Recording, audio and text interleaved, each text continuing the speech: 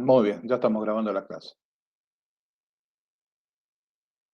Bueno, ustedes con esto que hicimos de Telegram y ¿cómo es? Con haber creado el canal, están creando los bots y demás, han trabajado mucho lo que son las aplicaciones móviles y las usan habitualmente. Vamos hoy a hablar un poquito, y les voy a hablar un poquito sobre las aplicaciones móviles en particular, cosas que ustedes entiendan un poco qué es lo que está sucediendo por detrás tecnológicamente, ¿sí?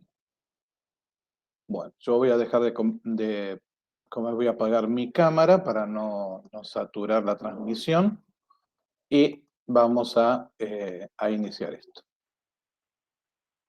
Bueno, las aplicaciones móviles y los teléfonos móviles, ¿sí? Mejor dicho, los teléfonos móviles, que es sobre los que se trabajan las aplicaciones móviles, han pasado por distintas generaciones, ¿sí? Se las definen así, se los separa de esa manera. Primera generación, segunda, tercera, cuarta y quinta generación.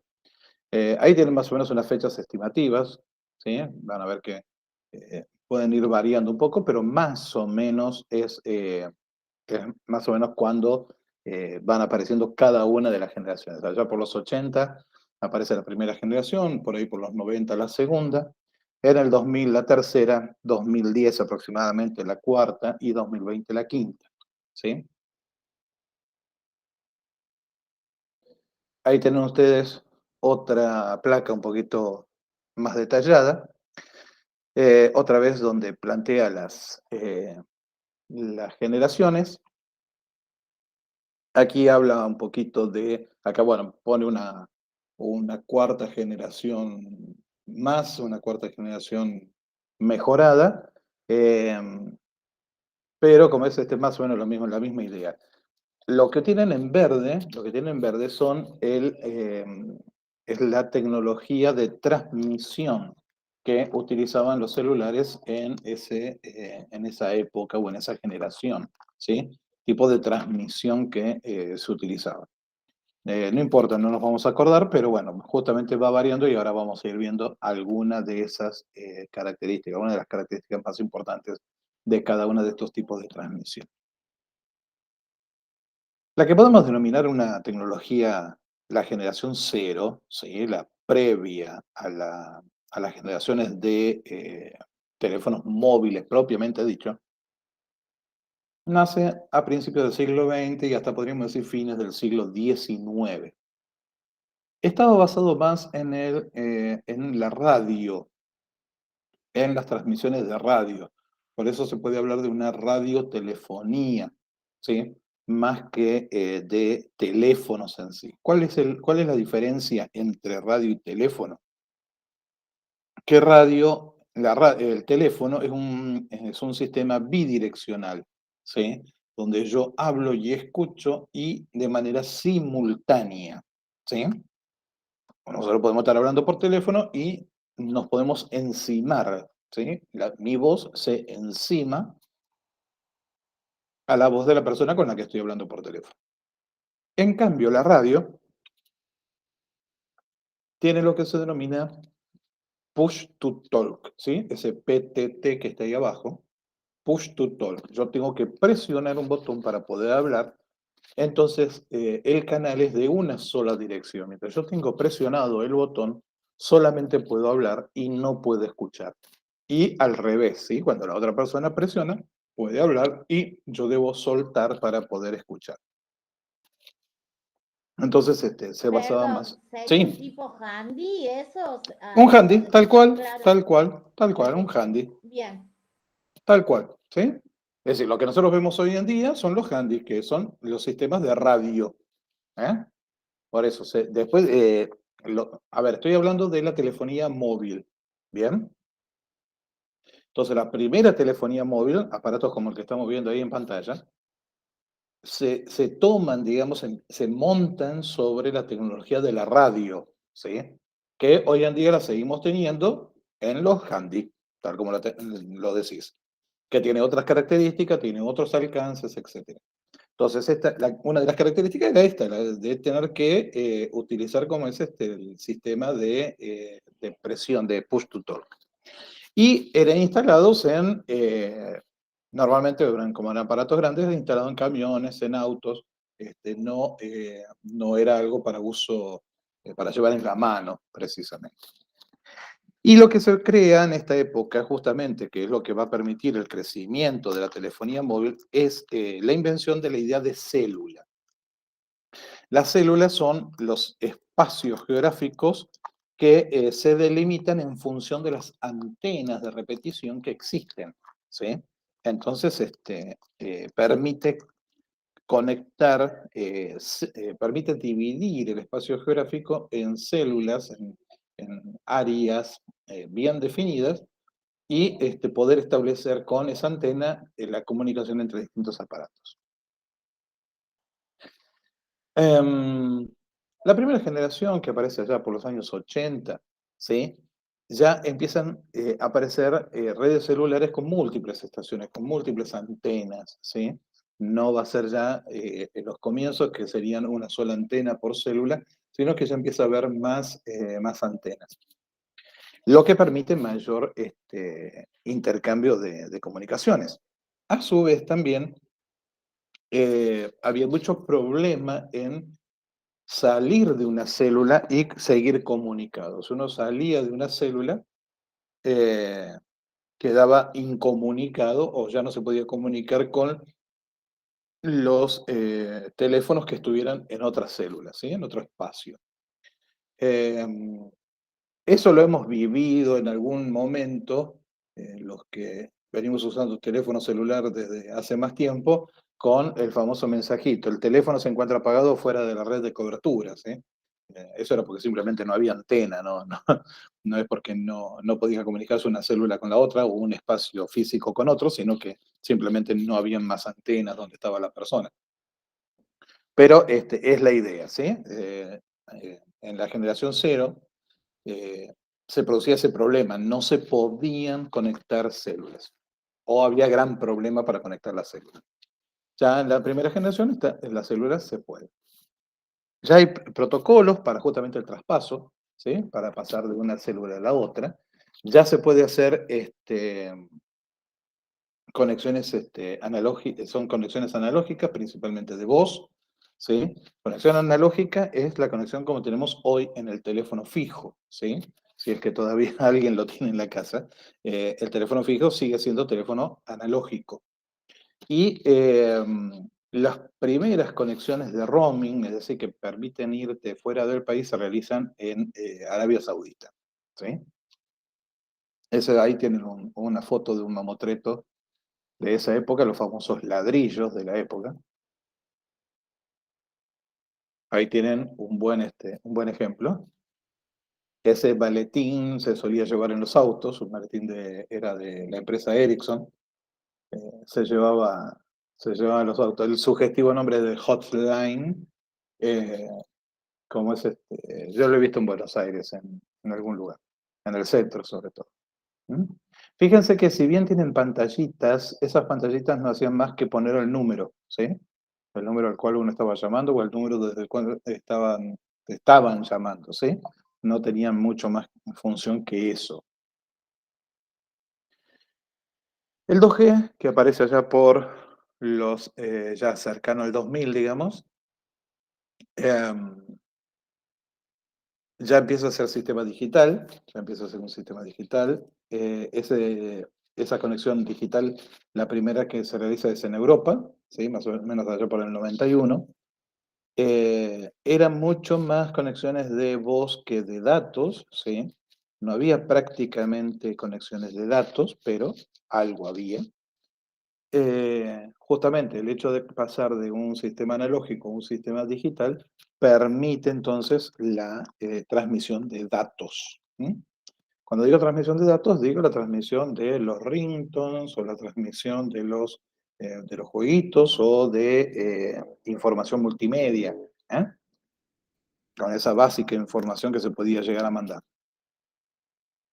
Aparecen los mensajes de textos, los SMS, ¿sí? Que a partir de la idea de los SMS va a surgir Twitter. Twitter nace en principio pensado en función de los SMS. Por eso En el arranque, Twitter no permitía más de 140 caracteres por mensaje. ¿Mm? Y esos SMS tenían justamente esa característica. No podían llevar más de 140 caracteres y teníamos que, me acuerdo, en las primeras tecnologías, había que pensar el mensaje, a ver si era de 140 o más caracteres, entonces dividirlo en dos o más mensajitos consecutivos, ¿sí? Luego apareció la tecnología en donde lo hacía de manera automática. Si uno escribía algo demasiado largo, lo dividía de manera automática y lo unía de manera automática en el receptor, ¿sí? Así que se pasó eso, pero al principio había que estar chequeando eso. Bueno, ahí tiene el Nokia 1100, esa masa de celular que traía linternita. Em, Acá empiezan a aparecer los primeros servicios de Internet, ¿sí? De conexión a Internet, una conexión vía texto, una conexión vía comandos. No hay una conexión como la tenemos hoy en día de una conexión gráfica, ¿sí? Con una interfaz gráfica. Y empiezan a aparecer los primeros tonos descargables, ¿sí? Los ringtone, como les estaba diciendo, que uno podía bajar ese silbatito que simulaba ser una canción, ¿sí? Y de pago. Empiezan a aparecer también los primeros mensajes multimedia, los primeros MMS, donde además de mandar un texto, yo podía llegar a mandar una foto o algo por el estilo, ¿sí? Y WAP hace referencia justamente a la conexión a Internet. ¿Mm? Aparecen las primeras conexiones a Internet.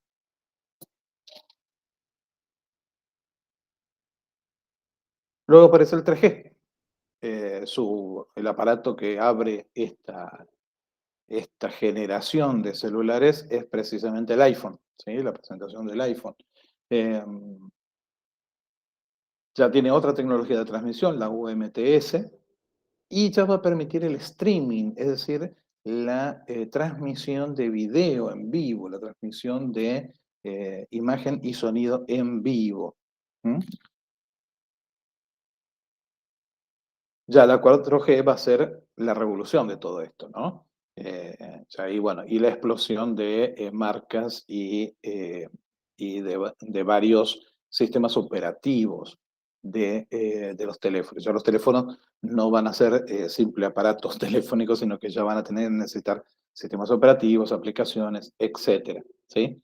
Eh, Conmutación de paquetes es el sistema de comunicación, es el típico sistema de comunicación vía Internet, ese va a empezar a utilizarse en los teléfonos también.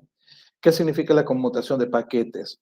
Eh, a ver, eh, cuando yo estoy haciendo esta transmisión de la clase, ¿sí? Y mi voz es captada por el micrófono, la imagen es captada por la cámara y comparto esta presentación, esto se envía a través de la conexión de Internet, se envía a un servidor. Pero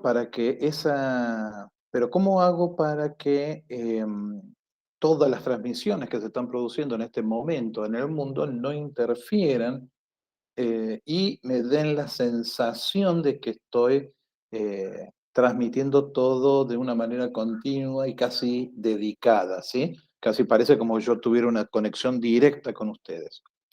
Eso se logra a través de la denominada conmutación de paquetes. Toda la información que yo estoy transmitiendo se divide en múltiples paquetes, en pequeños fragmentos de información digital y se van enviando. Cada paquete tiene la característica, es decir, contiene todos los datos necesarios que identifican desde dónde sale, hacia dónde va, qué paquete va antes, qué paquete va después, etcétera, ¿sí? De manera tal que cuando lo van recibiendo en el destino, se va armando y ustedes lo ven como una cosa continua, ¿sí? Eso permite tiene muchas ventajas, ya que por empezar no requiere una línea dedicada, una conexión dedicada, es decir, no requiere que mi computadora se conecte por una sola vía directamente con el servidor o con la computadora de ustedes, sino que lo puede hacer por cualquier camino digital entre servidores que pueda encontrar vacío y libre, ¿sí? Entonces, el paquete 1 puede ir por la vía A, el paquete 2 puede llegar ahí por la vía B, el paquete 3 por la vía A de nuevo, el paquete 4 también por la A, el 5 se va por la C, porque la A y la B están saturadas, etcétera, ¿sí? Pero cuando llegan al destinatario se juntan en orden. Espero haberme explicado más o menos la idea, ¿sí? Es muy burda la explicación, pero es más o menos la idea. Empiezan a aparecer, como les decía, las aplicaciones, ¿sí? Ya ahí empiezan a aparecer esos pequeños programitas para el teléfono, desde el recordatorio de tomar agua hasta, no sé, eh, lo justamente Telegram o ¿cómo es que se llaman? Las aplicaciones de mensajería, de redes sociales, etcétera, ¿sí?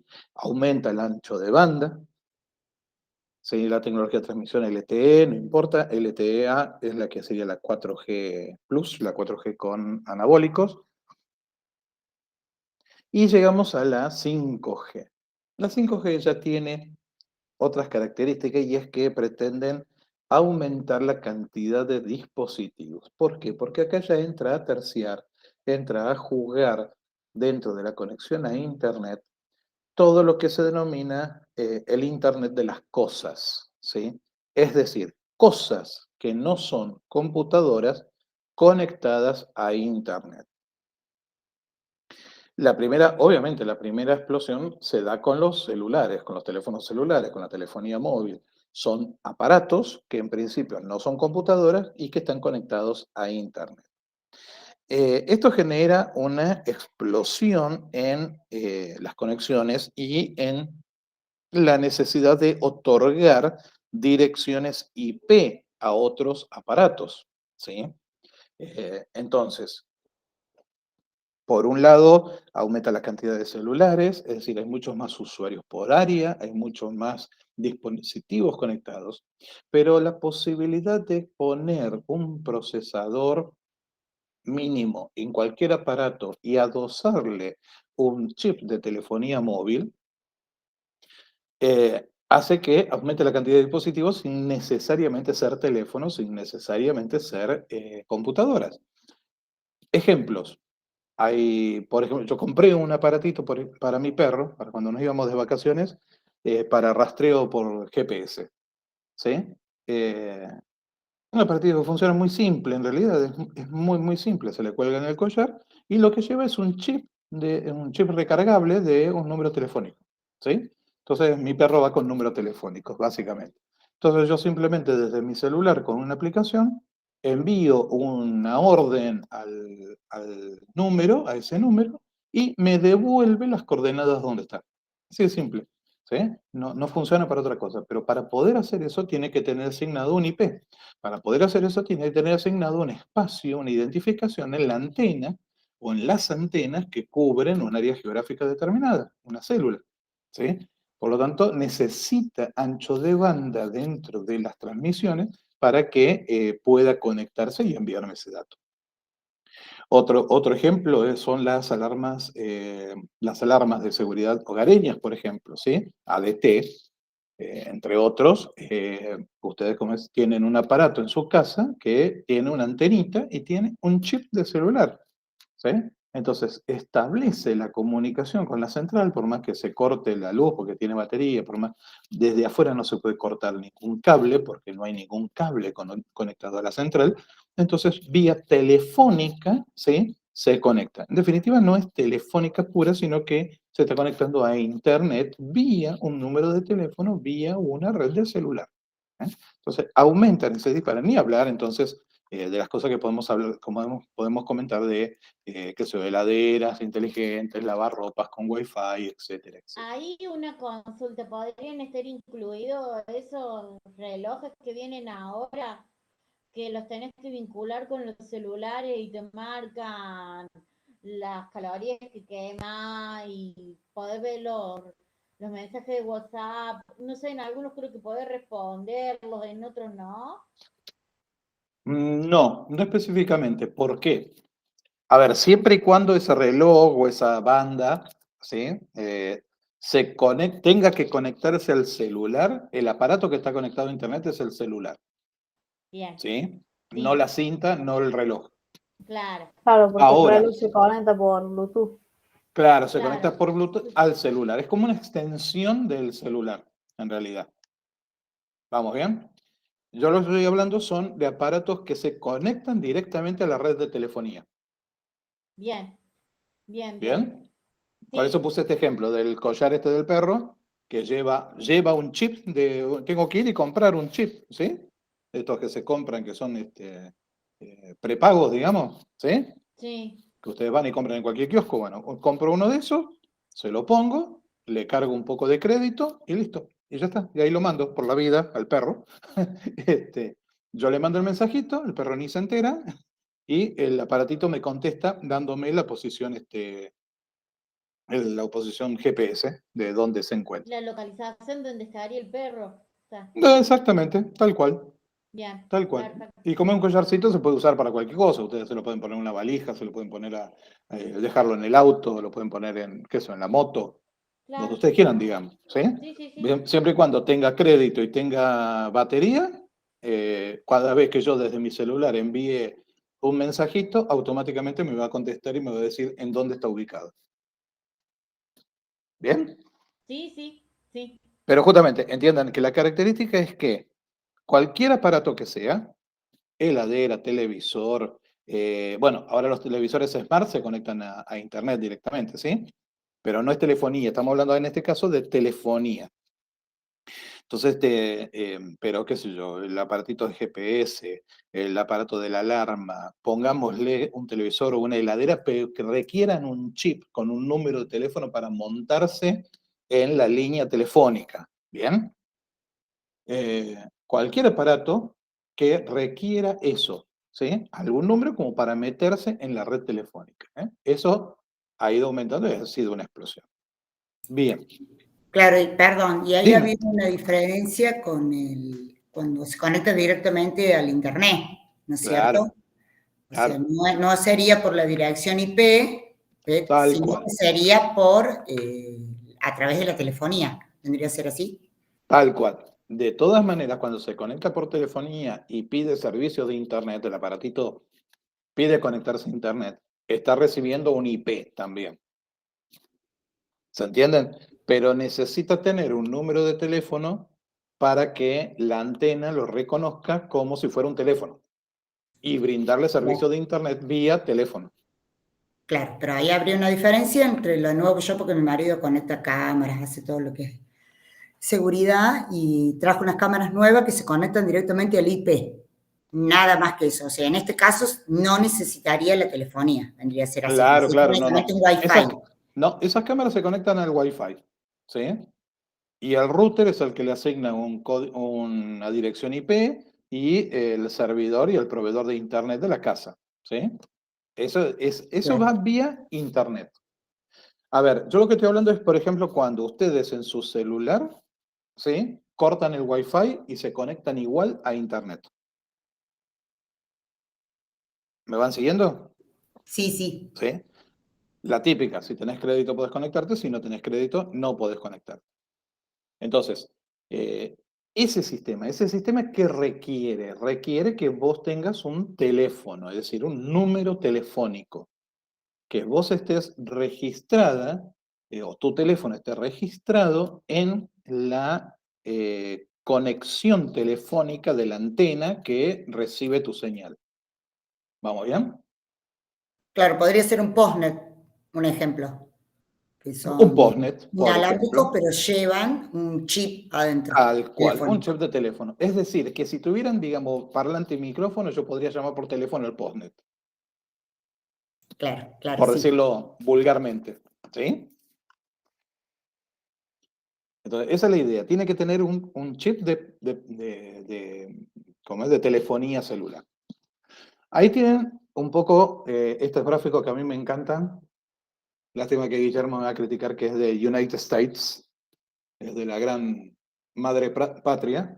Este, Pero muestra ahí un poco los ritmos de penetración y de adopción de las distintas tecnologías, ¿sí? Entonces, fíjense, simplemente hagamos las comparaciones, cómo desde 1900 a la fecha, ¿sí? Las distintas tecnologías que fueron apareciendo, cada vez, fíjense que la gráfica cada vez empieza más como una línea casi vertical, ¿sí? ¿Lo ven?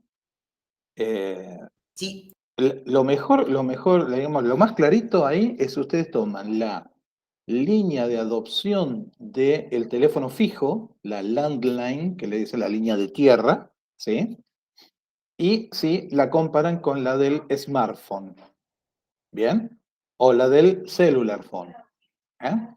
O del teléfono celular. Fíjense, el landline, ¿sí? Tomó años para llegar a un 80%, y aún así, fíjense cómo está cayendo, ¿no? La gente está desconectando los teléfonos fijos, ¿sí? En cambio, tanto el teléfono celular como el smartphone fue casi inmediata la adopción. Entonces, es una cosa que siempre me ha resultado interesante para analizar, ¿no? Tanto ahí, bueno, ahí tienen otros ejemplos, como puede ser el auto, la electricidad, el auto no, perdón, la electricidad. Está mal puesto el auto es decidido segundo, la electricidad y la radio y la refrigeración, ¿sí? Son tres elementos que han llegado prácticamente al 100% de adopción, es decir, que el 100% de los hogares tendrían electricidad, radio y refrigeración.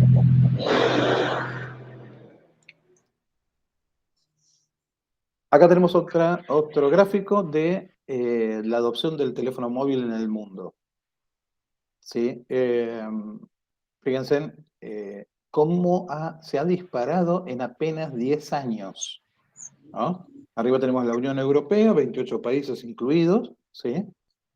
Pasó de lo que sería un 70% a casi perdón, de 70 millones a 140 millones en 10 años. Argentina, fíjense lo que es, una locura, es bestial. Y ni hablar de la India, ¿está? Fíjense en cómo se ha disparado la adopción o la cantidad de aparatos en cada uno de esos países. Acá tenemos también otra visión. Esta obviamente está centrado en España. Entonces también toma los porcentajes de crecimiento, pero en este caso de 2 años, ¿sí? España, por ejemplo, tenía en el 2013 el 55% de la población alcanzada con un smartphone. Y en el 2015 ese número trepó al 71%. 71% es decir, un 16% de aumento en apenas dos años, ¿sí?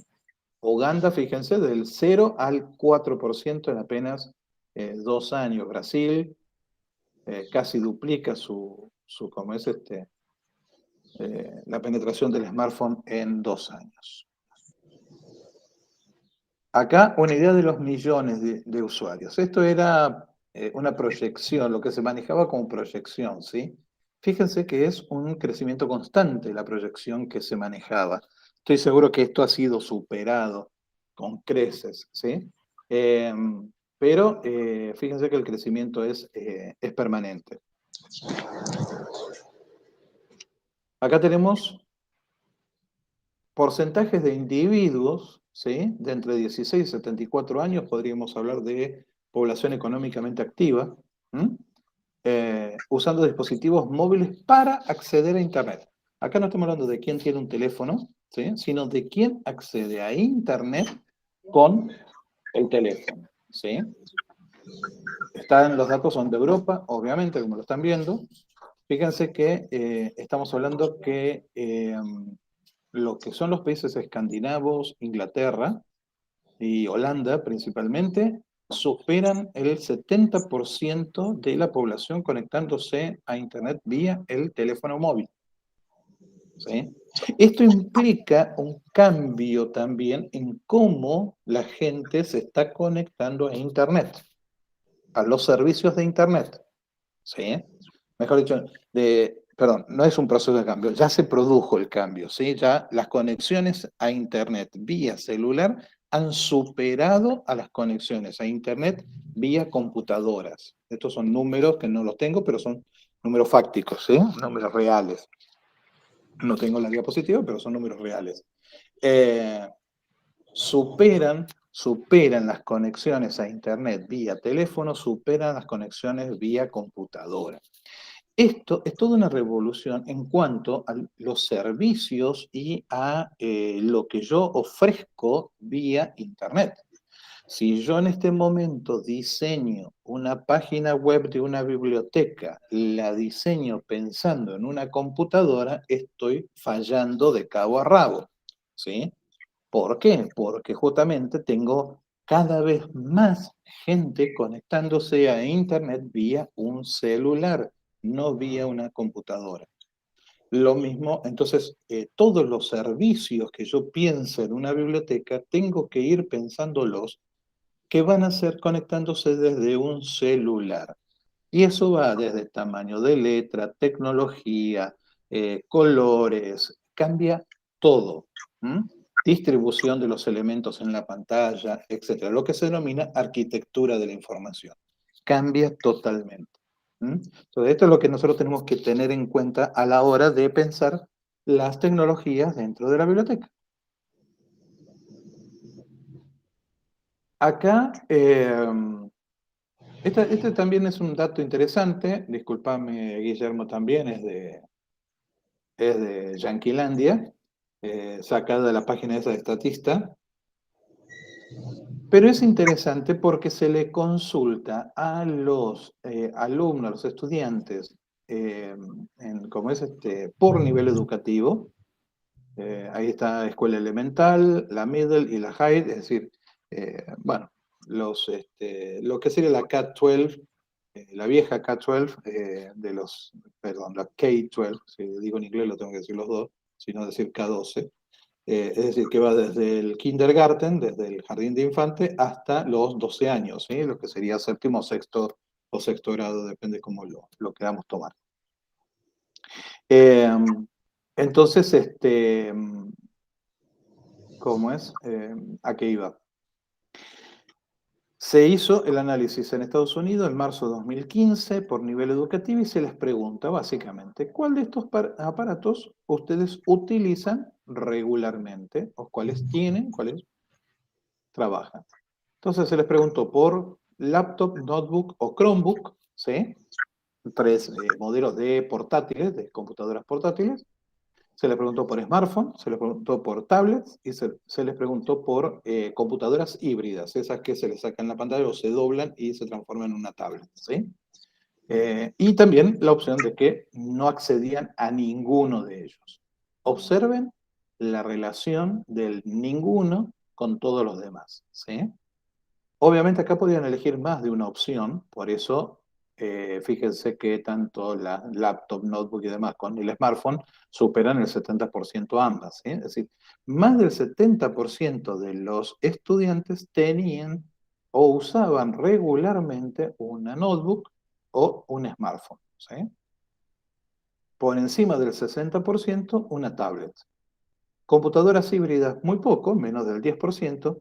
¿Sí? Estoy viendo el total, que es la línea azul, y que no tuviera ninguno, fíjense que no llega ni al 5%.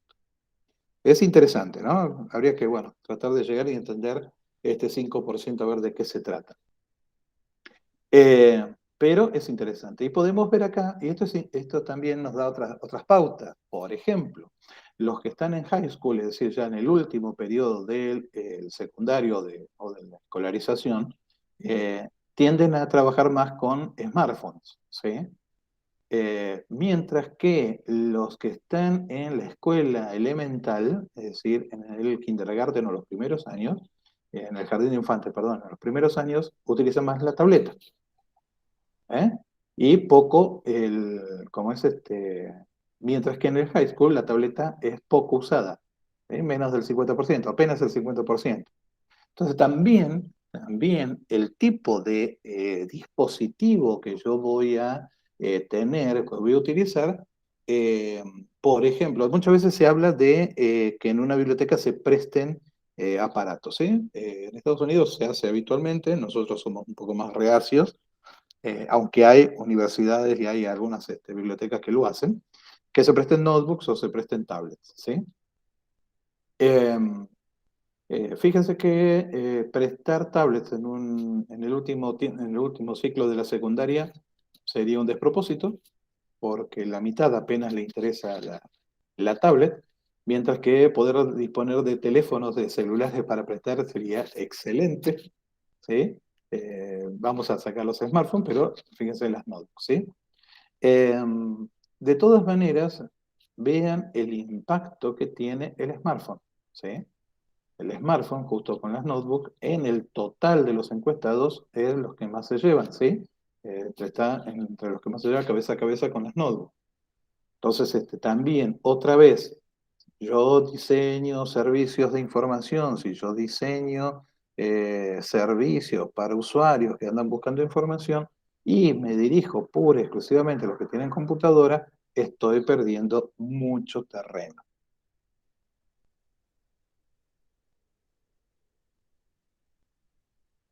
Muy bien, adentrémonos. Y esto un poco, bueno, es verdad de perogrullo, pero hay que repetirlo.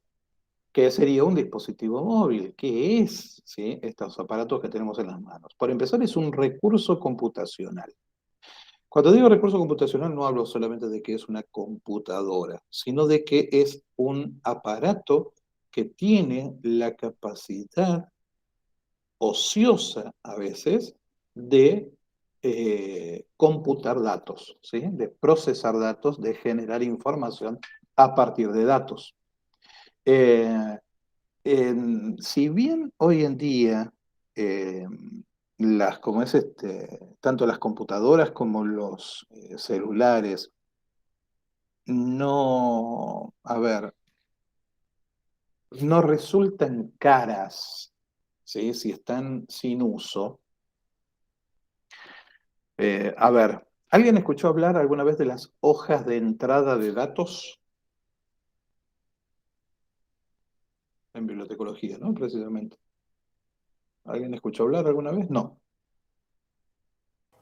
En Bien. contaduría, alguna hoja de entrada de datos de ingresos monetarios, pero no sé si está vinculado. Vinculado, conceptualmente vinculado, no es exactamente lo mismo, pero conceptualmente vinculado.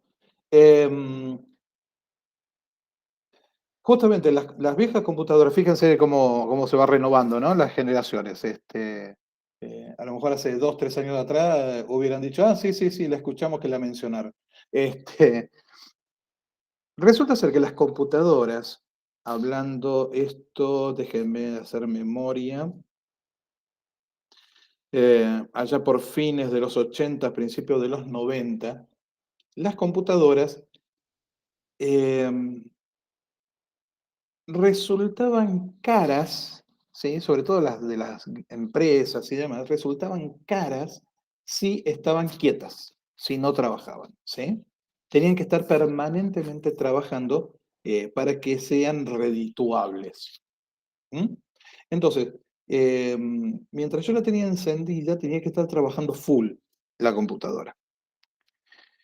Entonces, cuando surge la posibilidad de que las computadoras se apliquen a las bibliotecas y se catalogue, ¿sí? Y se armen bases de datos para después tener catálogos en el sitio o en línea, ¿sí?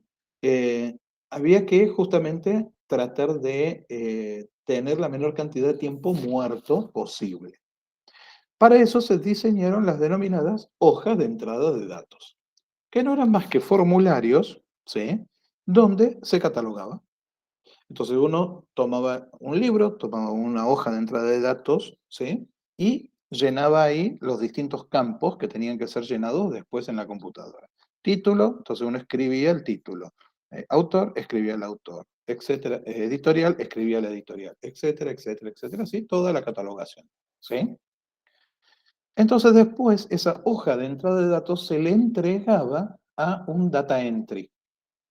Los data entry eran personas capacitadas para, primero, escribían rápido, y segundo, adaptarse al entorno de la computadora de manera tal de poder saltar de campo en campo de manera rápida y poder rápidamente traspasar esa información que estaba en un papel a una computadora, a una base de datos. ¿Sí?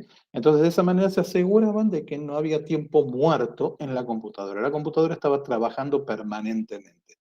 En cambio, si estuviéramos haciendo, ¿cómo hacemos la catalogación hoy en día? Si lo hacemos en una base de datos. Tomamos el libro, lo miramos, damos vuelta, la computadora está encendida, como estamos ahora. Yo ahora tengo la computadora encendida y básicamente lo único que está haciendo es captar el micrófono y enviar la presentación. Pero hay un montón de poder de cómputo que no estoy utilizando. Entonces, uno tomaría el libro, miraría el libro, busca ver cuál es el título, carga el título, se equivoca, no leí mal, lo borra, etcétera, etcétera. ¿Sí? Todo eso en los años, fines de los 80, era dinero perdido, directamente. Con lo cual se inventaron ¿cómo es que se llaman? Las hojas de entrada de datos. ¿Se entiende entonces el concepto de hoja de entrada de datos? Hoy en día nos parece una burrada. ¿Por qué? Porque uno dice, pero al final cargaban 2 veces la información. Es decir, el bibliotecario la cargaba en un papel y después el data entry la cargaba en la computadora. Sí, era una doble carga, pero una carga más rápida en cuanto al uso de computadora. Entonces, es un recurso computacional que suele estar ocioso mucho tiempo. Por ejemplo, mi celular en este momento está ocioso, ¿sí? No está haciendo nada. ¿Ah? Entonces, son recursos computacionales. En ese sentido, recursos que pueden estar produciendo, ¿sí? Generando información a través del procesamiento de datos. Obviamente es fácilmente transportable, es de tamaño reducido, obviamente, es interactivo, ¿sí? No tan solo porque yo puedo tocar la pantalla, entonces hace algo, sino porque a su vez tiene una serie de sensores y demás que hace que interactúe el celular con, podemos decir, el ambiente. Entonces, el celular puede detectar la presión barométrica, puede detectar la altura, puede detectar la velocidad a la que va, puede detectar un montón de cosas. Es interactivo, no tan solo con la persona, sino también con el ambiente. ¿Sí? Tiene una capacidad de comunicación muy amplia, obviamente primero por la red de telefonía, pero a falta de red de telefonía puede conectarse por el Wi-Fi, ¿sí? O puede utilizar un servicio de telefonía IP que a través de una conexión a Internet, Wi-Fi o lo que fuere, puede establecer un servicio de telefonía o simplemente conexión a Internet. Como les decía, integra múltiples sensores, giróscopos, brújula, cámara, micrófono, GPS, ¿sí? Muchísimos sensores, y son en definitiva computadoras de bolsillo, que esto ya lo tenemos muy en claro. Y tenemos que tener en cuenta que tienen un sistema operativo, ¿sí? El sistema operativo es ese software o el conjunto de software que permite que se pueda utilizar todo el hardware, ¿sí? Yo tengo sensores, tengo giróscopos, tengo acelerómetros, tengo, etcétera, distintos sensores dentro del celular. Yo necesito un sistema operativo que pueda ver esos sensores y pueda leer la información que esos sensores me están dando, ¿sí? Pueden ejecutar programas, permiten entrarle datos, obtener información de salida, los procesos obviamente y hasta pueden almacenar. Tiene funcionalidades en capas, donde por empezar tenemos una capa que es el hardware, ¿sí? Que es instalado por el fabricante, como por ejemplo la antena que utiliza el teléfono para conectarse con, es decir, para poder hablar por teléfono, ¿sí? Es un elemento de hardware. Luego tiene una capa que es el sistema operativo, es el que me permite convertir, por ejemplo, la señal analógica que recibe la antena en una señal digital y a su vez procesarla para que sea, recibe la señal analógica de mi voz para transformarla en una señal digital que a través de la antena va a la antena de telefonía. Luego capta la señal digital, el otro celular capta la señal digital que recibe desde la antena de telefonía y la transforma en analógica para que yo pueda escuchar una voz, ¿sí? Todo eso tiene que ser hecho a través de un sistema operativo. El sistema operativo, que los 2 sistemas operativos más conocidos en smartphones son Android e iOS, ¿sí? Y luego tiene una tercera capa, que son las aplicaciones, ¿sí? O conocidas como apps, ¿eh? Las aplicaciones. Acá tienen un gráfico de distribución de sistemas operativos en el mundo, porcentaje de los teléfonos a los cuales llega un sistema operativo en particular. Obviamente, ese gigante que ahí despega y se va para arriba es Android. Precisamente el que mantiene una cuota de mercado más o menos estable, ¿sí? Más o menos estable con sus pequeños saltitos es iOS, ¿sí? El naranja ese que empezó muy alto con un 50% de participación y fue cayendo, ¿sí?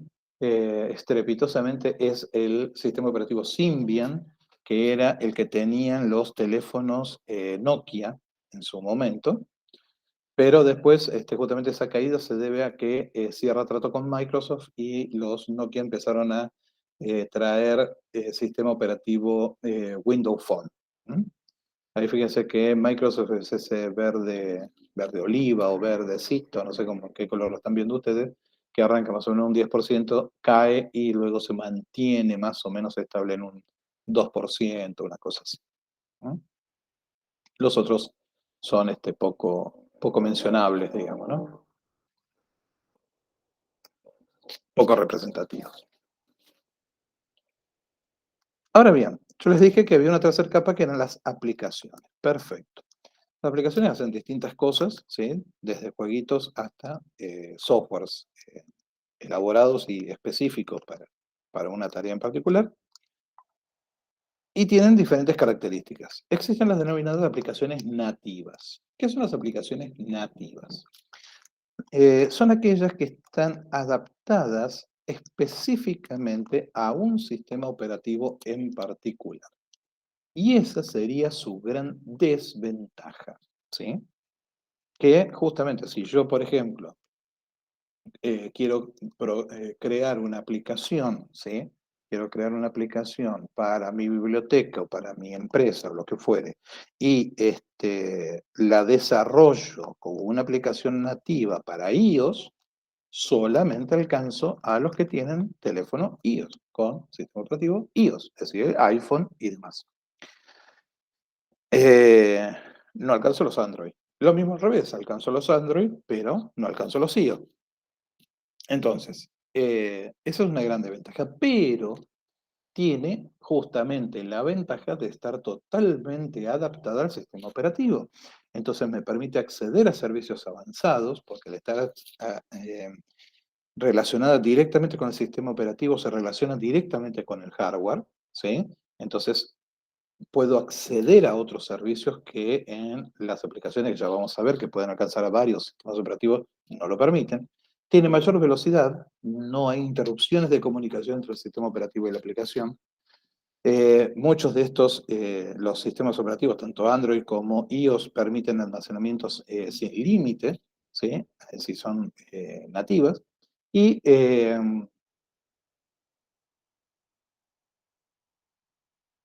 me colgué porque puse reducida conectividad como ventaja. Oh, se me hizo una laguna. Las opuestas son las denominadas aplicaciones multiplataformas, ¿sí? Que son justamente aplicaciones desarrolladas, pero que sirven a cualquier sistema operativo, ¿sí? Una de las desventajas justamente es esto, es que eh, hay una peor experiencia del usuario, ¿sí? ¿Por qué? Porque no está precisamente, no está bien adaptada a la pantalla, al sistema operativo, a los caracteres, a la luz, al brillo, al tipo de letra, etcétera, ¿sí? No están bien adaptadas al entorno en el cual está desarrollándose. Está creado en un entorno ficticio que se supone más o menos el promedio de todos los teléfonos, de todos los smartphones, de todos los celulares, ¿sí? Entonces genera una peor experiencia. No es una mala experiencia de usuario, pero es peor que la de las aplicaciones nativas. ¿Cuál es la ventaja? ¿Qué ventajas tiene? Que son más baratas, ¿sí? De hacer, de desarrollar, porque no necesito un especialista. Hay muchos softwares en Internet dando vuelta que me permiten crear este tipo de aplicaciones. Están más basados en la web, ¿sí? Está basado más en la web que en un sistema operativo.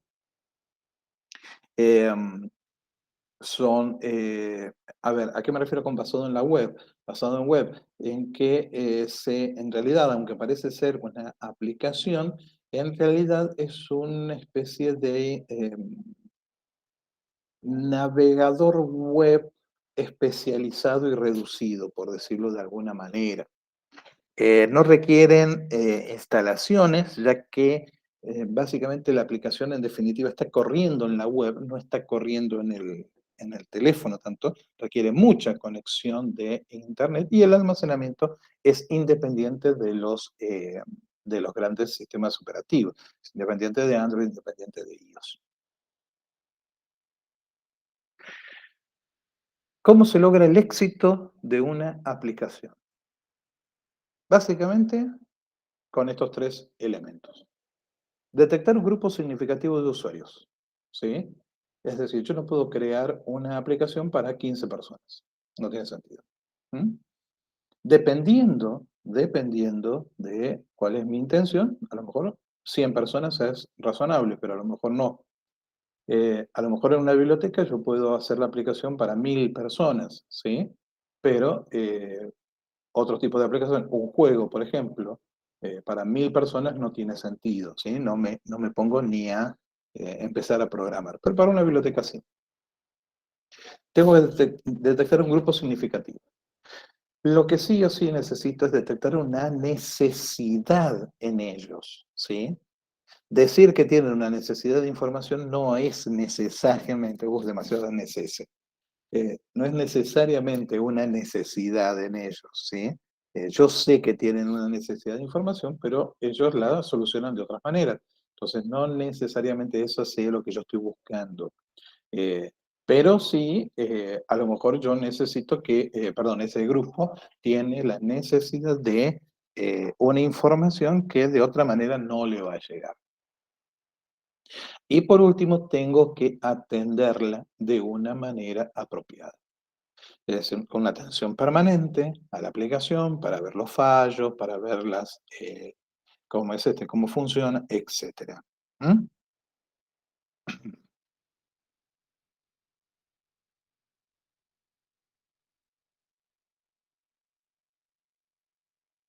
Casi una verdad de perogrullo, pero vamos a recalcarla. Los móviles están integrados a la vida cotidiana, ¿sí? Están tan integradas que no admitimos esperas, ¿sí? Escribirle a alguien por WhatsApp y que no nos haya respondido en 5 minutos nos altera, ¿sí? Y a su vez, si tenemos que estar esperando, queremos saber que lo que estamos esperando está progresando. Por eso las barritas de 10%, 20%, 30%, ¿sí? Porque se genera esa ansiedad, se genera esa incertidumbre, ¿sí? Yo tengo incertidumbre, no sé qué es lo que está sucediendo. Yo disparo un procesamiento en el celular y ¿qué pasa? ¿Qué está pasando? ¿Está haciendo algo? Tiene que haber un relojito, algo que se mueva y me diga que algo está haciendo, ¿sí? Eso genera incertidumbre, es una incertidumbre permanente y genera mucha ansiedad y queremos respuestas inmediatas, ¿eh? WhatsApp, yo siempre hablo de la generación del WhatsApp, ¿sí? La generación que arma y desarma una salida, un encuentro o lo que fuera de 10, 15, 20 personas en apenas 5 minutos y cambian de lugar ¿cómo es? Cambian 6 veces de lugar en 15 minutos de reunión. Eh, Eso es maravilloso, pero es propio de esta cultura justamente, de que yo tengo el móvil en la mano, yo envío un mensaje y ese mensaje es respondido prácticamente en el momento. Entonces ya espero eso. Pensemos que el celular, el smartphone es útil, ¿sí? Es muy útil. Quien lo utiliza bastante, digamos, lo utiliza de todo un poco. está viendo una película y recuerda que ese actor dice, ah, yo ese actor lo vi en algún lugar, entonces me meto en IMDb mientras miro la película y veo a ver en qué otras películas lo vi. Actor, actriz o quien fuere. Cuando, como es, no sé, estoy en la calle esperando, entonces hago un jueguito, sí, es útil, ¿sí? Ya sea para ocio, para información, para lo que sea, es intuitiva. Como suelo decir, nadie recibe un curso ni una capacitación para utilizar un celular. ¿Está? Podemos llegar a recibir algún tip o algún consejo de alguien, ¿sí? Pero no es un curso, no es una capacitación, son intuitivas, ¿eh?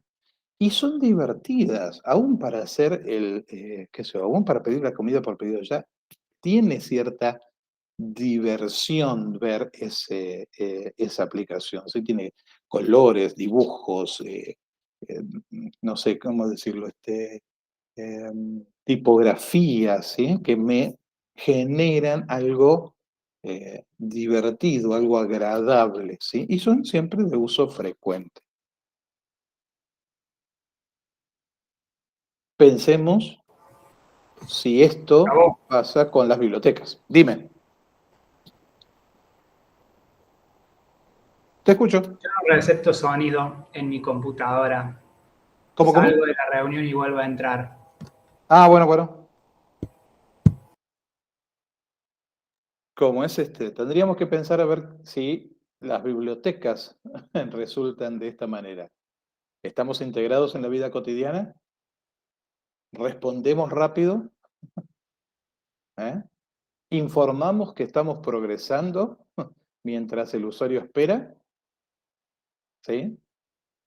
¿Le estamos generando al usuario incertidumbre y ansiedad porque no le estamos dando respuestas inmediatas? ¿Eh? ¿Son útiles las bibliotecas? ¿Son intuitivas las bibliotecas? ¿Son divertidas las bibliotecas? ¿Son de uso frecuente? ¿Eh?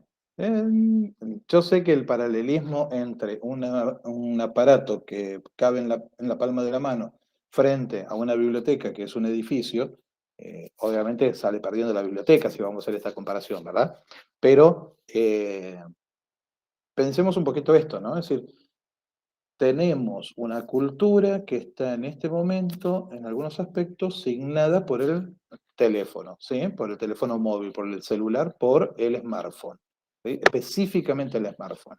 Gustavo, Sí, disculpe. dime. Sí, en la el uso frecuente se sabe ver muchas veces las mismas personas, casi siempre, a veces. Para ellos sería como de uso frecuente, digamos. Eh, Cuando yo he ido. Claro, está bien, pero eso la convertiría casi en elitista. Ah, bien, ¿Está? claro, es para Es decir, más. son siempre las mismas 15 personas. Sí, Eso las convertiría en elitista. Y ya sabemos cómo se siente el pueblo en general con las cosas elitistas, ¿no? sí, sí, Este, no. Van eh, grupos que, que van a hacer un trabajo que después no van más. Están las personas que decimos siempre, digamos. claro, claro, claro. Pero bueno, es interesante hacer. Es decir, si esta es la cultura que estamos viviendo, si esta es la forma de comunicarnos que estamos viviendo, eh, las bibliotecas se adaptan a esta forma, tan cercanas a esta forma. Pensemos nomás cómo han cambiado las clínicas, hasta el mismo hospital, cómo ha cambiado en función de esto. Página web, teléfono de WhatsApp para poder pedir turnos, aplicación para reservar turnos, etcétera, etcétera. ¿Sí?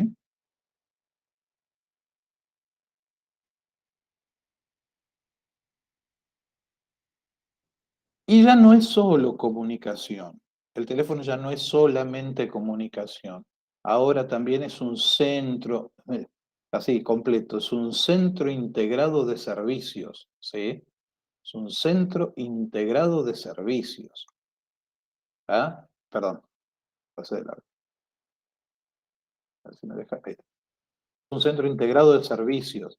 Eh, hace varias décadas atrás, hace muchas décadas atrás, se hablaba de una convergencia de los servicios. Quien haya visto el dibujo animado de los supersónicos, recordarán que todo se centraba en el televisor, ¿sí? En el televisor entraba la llamada telefónica, en el televisor se podía ver lo que se estaba haciendo en el trabajo, etcétera, etcétera. Y siempre se pensó que iba a ser el televisor donde se iba a integrar. Recién ahora empezaron a aparecer los smartphones, perdón, los Smart TV, los televisores inteligentes, pero ya los smartphones ya los tenemos desde hace rato y ya son parte de nuestra vida, ¿sí? Podemos vivir tranquilamente sin un Smart TV, pero muy difícilmente podemos vivir hoy en día sin un móvil inteligente. Y entonces esa tan vaticinada convergencia de la que se hablaba en su momento terminó sucediendo en el móvil, en el teléfono móvil.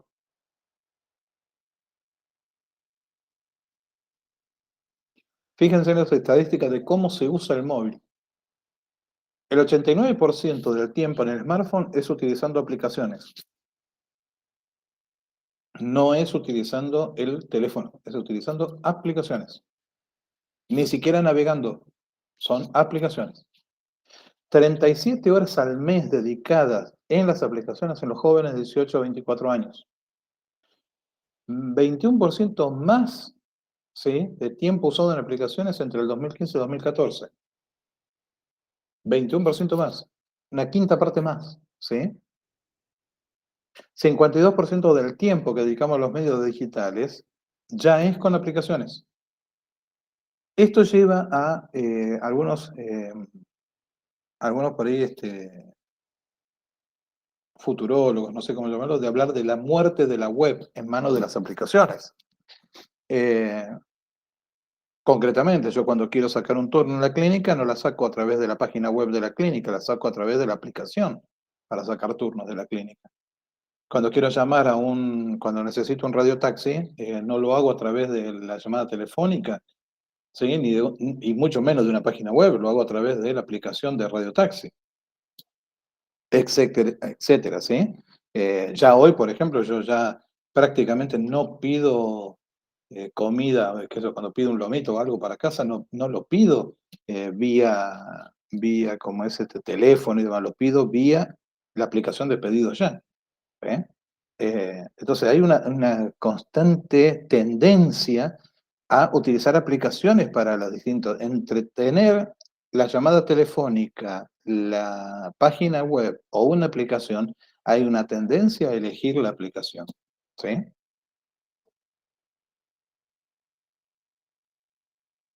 El tiempo por tipo de aplicación. Obviamente las aplicaciones que más tiempo se llevan son las redes sociales y luego los juegos. Sorpresivamente en tercer lugar aparece la radio, escuchar radio, ¿sí? Luego siguen las compras, multimedia, fotos, mensajería. ¿Mm? Pero las redes sociales a la cabeza. Pero ahora a la radio y a YouTube lo ha modificado mucho la otra aplicación que existe ahí, Spotify. Spotify. Sí, Spotify. Sí. Sí, sí. O sea, ya no se escucha tanto, creo, ¿Vos radio. Bueno, sabés que es sorprendente lo de la radio, ¿no? Yo en algún momento Sí. pensé que iba a ser un medio que iba a ir desapareciendo, ¿no? Sorpresivamente no desaparece, no tan solo no desaparece, sino que están creciendo la cantidad de radios por Internet, ¿sí? Las radios que son exclusivamente por Internet, y a su vez las radios están sacando sus propias aplicaciones para escuchar la radio vía esa aplicación, ¿sí? Sí. Entonces, yo, por ejemplo, a mí me gusta el jazz, entonces me bajé de una radio de jazz de Buenos Aires que se llama Blackie, y lo primero que hizo fue sacar una aplicación. Y entonces yo escucho la radio de Buenos Aires vía la aplicación de Blackie. ¿Se entiende? Me pongo como ejemplo porque es lo que conozco así de primera, pero por ejemplo mis hijas escuchan Radio Disney y a ellas les encanta Radio Disney. Entonces escuchan Radio Disney con la aplicación de Radio Disney en el celular. Sí, eso es cierto. La 100 también creo que sacó una aplicación. La para 100 también, escuchar, bueno, para prácticamente escucharlo. todas Acá, Continental. acá en Villa María, Metrópolis 100.9 hace como 4 o 5 años ya que tiene la aplicación. Tiene la aplicación, ahí está, ¿ves? ¿Ves? Y se escuchan, Sí, sí. y se escuchan mucho. Eso es, Sí. es llamativo, se escuchan mucho, se usan mucho esas aplicaciones. Sorprendentemente, a mí eso es algo que me sorprende, ¿no? Yo pensé que la radio iba a ir desapareciendo, iba a ir siendo comida por la televisión, por YouTube, en su momento cuando apareció, que iba a ser comida por YouTube y demás, y sin embargo, no. Spotify es muy utilizado, eh, porque Spotify tiene, creo que encontró la beta eh, justamente porque cubrió la necesidad de las dos puntas. Cubrió la necesidad de los músicos para poder distribuir sus obras y cobrar algo por sus obras, ¿sí?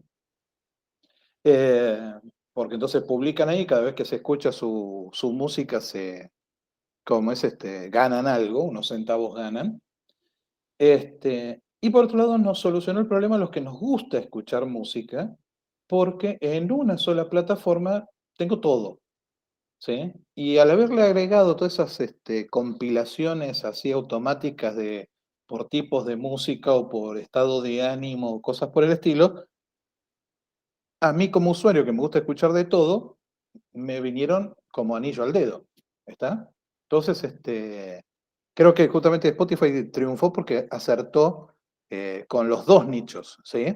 Con el nicho del escuchador de música y el nicho del creador de música. Entonces, hay muchos independientes, muchos pequeños que están en Spotify. Bueno, yo he hablado con algunos, justamente de jazz específicamente, conversé con algunos, les preguntaba, ¿qué les conviene más? ¿Les conviene más Spotify, Deezer? No me acuerdo ahora, hay otras más, iTunes y demás. Y me decían, no, nos conviene Spotify. Nos conviene que nos escuches por Spotify. Porque ganamos más y es como que está más difundido, entonces ganamos más. Entonces le solucionó el problema, solucionó, pues, una forma de decir, ¿no? Les vino a traer una pequeña solución al problema de poder lucrar con su música. Y por otro lado, nos solucionó el problema a los escuchadores de que con una sola conexión ya tenemos como los millones de temas que hay dando vuelta en el mundo. Pero no tiene la calidad la calidez de la radio, ¿sí? De escuchar a una persona que nos habla, que nos cuenta, que vive el momento, que está sufriendo el calor o el frío que hemos sufrido nosotros cuando salimos, que sufre los mismos problemas con las elecciones, las medidas, el aumento de precios o lo que fuere, ¿sí? Entonces la calidez de la radio, la verdad, no se ha podido solucionar por ahora. No la solucionó YouTube, no la solucionó nadie por ahora, ni los vivos de Instagram. Entonces, por eso la radio se mantiene tan arriba.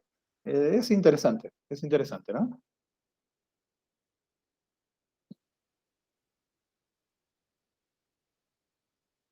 Conclusiones. ¿Conclusión? No hay una posible conclusión porque esto no se concluye, esto está evolucionando permanentemente, está cambiando permanentemente. ¿Cuál será la nueva tecnología? No lo sé. La verdad, si alguien puede llegar a dilucidar cuál es la nueva tecnología, no sé. No, es realmente bastante difícil. Debemos desarrollar aplicaciones para las bibliotecas y eso, y bueno, todo siempre la misma pregunta, ¿no? ¿Para qué? ¿Por qué? ¿Para quién? ¿Eh? ¿A pedido de quién? ¿Sí? ¿Realmente necesitamos aplicaciones para nuestras bibliotecas? La respuesta puede ser sí, bueno, perfecto, habrá que desarrollarlas. La respuesta puede ser no, pues bueno, no las desarrollemos. Pero debemos pensar claramente, no debemos asustarnos porque justamente habría como una tendencia a el uso de aplicaciones frente al uso de la web o al uso de otros medios de comunicación. Por lo tanto, no estar montado sobre una aplicación y tiene sus problemas, ¿sí? Pero bueno, habrá que ver si es una aplicación única, si es una aplicación, digamos, personalizada o es una aplicación generalizada. No sé, habrá que ver cómo se desarrolla eso. La pandemia alteró artificialmente, podríamos decirle, esta situación. Sí, nos puso en una obligación de estar comunicados permanentemente, nos trastocó la vida, nos exigió renovarnos y nos exigió volvernos digitales, por así decirlo. ¿Sí? Pero ya la tendencia venía. ¿Sí? Es interesante, el otro día charlábamos con la profe Fernández, con Paula, sobre el concepto de biblioteca híbrida, que hoy en día se está utilizando con esto de la pandemia, ¿no? Entonces muchos están diciendo, bueno, ahora las bibliotecas se van a convertir en bibliotecas híbridas, ¿sí? Y hablábamos con Paula, eso es por lo menos un anacronismo, si no es retroceder. Las bibliotecas son híbridas desde que apareció la primera computadora dentro de la biblioteca. Porque desde que apareció esa primera computadora, ¿sí? Empezó a aparecer información en una cinta, en un disco, en un disquete, en un disco rígido, etcétera, etcétera, etcétera. Entonces, ya había dentro de la biblioteca, ya empezó a haber información digital. Y ni hablar de cintas magnetofónicas con sonido, con música, discos de pasta, de vinilo, de lo que ustedes quieran, VHS, no sé, películas en cinta, películas de cine, etc. Todo eso existe desde hace mucho y la biblioteca no era solamente un medio textual, ¿sí? La biblioteca ha tenido siempre múltiples medios, siempre ha sido multimedia, ¿está? Siempre ha sido multimedia. Y si vamos a poner que híbrida es por lo digital, insisto, desde que apareció la primera computadora en una biblioteca, se empezó a guardar información en esa computadora, ¿sí? Entonces, al guardarse información en esa computadora, ya teníamos información digital guardada que debía ser organizada, debía ser representada y debía ser accesible. Por lo tanto, las bibliotecas son híbridas desde más o menos la década del 60. Estamos hablando de hace unos 60 años atrás. ¿Está? Queremos venir más acá, decir que no, pero es por la conexión a Internet. Bueno, pero las bibliotecas están en Internet desde los años 90. ¿Sí? Es decir, hace 30 años atrás. Entonces, venir a hablar hoy de bibliotecas híbridas es por lo menos anacrónico. Ni hablar de un retroceso. ¿Sí? Entonces, un poco hay que, si bien, bueno, muchas de las autoridades, sobre todo los políticos y eso, hablan de la biblioteca híbrida, qué sé yo, y uno un poco tiene que montarse en ese discurso por una cuestión de conveniencia y demás. La postura con Paula específicamente, y que estoy seguro que expresado así lo van a adherir muchos bibliotecarios, es que hablar de bibliotecas híbridas hoy, de que hoy empezamos con las bibliotecas híbridas gracias a la pandemia, es por lo menos atrasar 30 años de la parte más corta, ¿sí?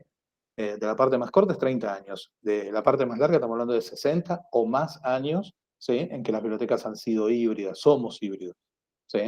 Es interesante, estoy justamente en la universidad, estamos ahí terminando de reacondicionar la nueva versión del sistema de biblioteca, ¿no? Que ya ni siquiera lo llamamos catálogo, lo llamamos portal de información portal de información científico académica, PICA.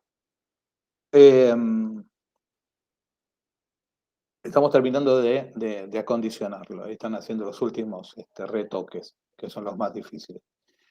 Pero justamente algo interesante de esta aplicación, ¿sí? El PMB, el software es el PMB.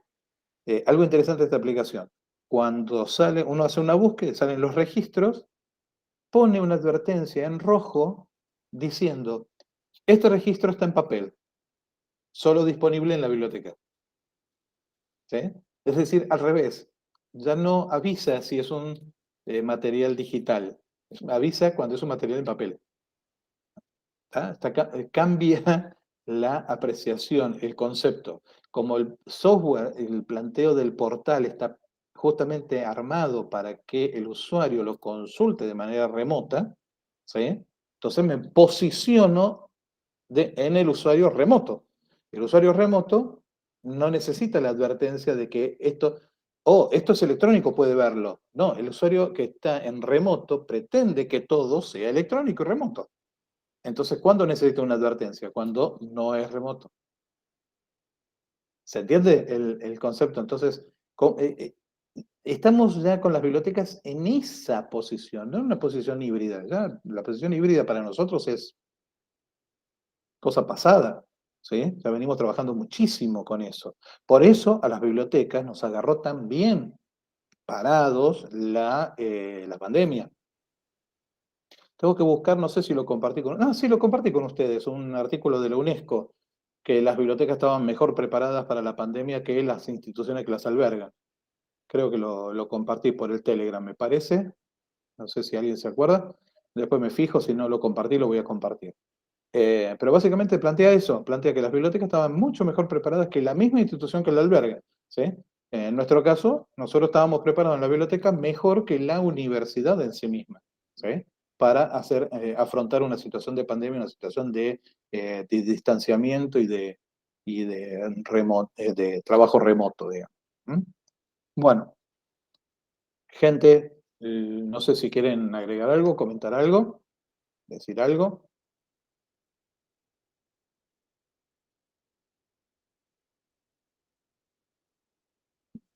Muy bien. Vale está lista para la siestita después de comer.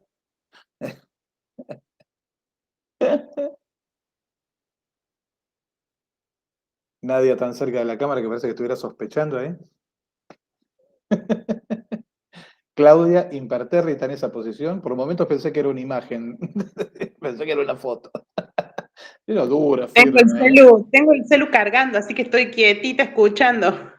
Que no se desconecte. Bueno, ahí apareció Eugenia como diciendo, y a ver, ¿a mí qué me dice? A ver qué me dice a mí. No, es que yo estaba como Valeria, yo llegué a las 3 menos 20 de trabajar, así que por eso no prendí la cámara, también estaba almorzando. No, está bien, no hay problema, no hay problema. Bueno, gente, listo. Marcia también, bueno, a ver, vamos a dedicarle unas palabras a Marcia. Ella bien estructurada con su cuadro abstracto ahí atrás. Tengo que poner algún comentario. Ah, no hice comentario por Ale. ¿Qué te puedo decir, Ale? Tan minimalista. ¿Qué le puedo decir a Ale? Miren lo que es ese fondo. ¿Ven? Ese fondo refleja digamos, la sociedad de hoy, por decirlo de alguna manera. No nos falte la electricidad. Está el El enchufe. único lugar donde no pasan los albañiles que me están trabajando en el baño. Entonces estoy en este rinconcito para que no se vea nada. A ver, minimalista, no hace falta más nada que electricidad. Así de simple. Y José Luis ahí, estoy esperando que salga alguna mano de ahí atrás, José Luis. Díganme, gente, si no se les da por ahí que parezca Slenderman ese, así que salga la mano ahí y lo agarre desde atrás. Está perfecto, está posicionado hermoso, te digo.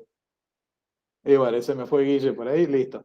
Gente, sin ningún comentario más, bueno, los dejo. Buen fin de semana. Recuerden, ahí pasé por el Telegram. Nos vemos el 22, creo que era, ¿sí?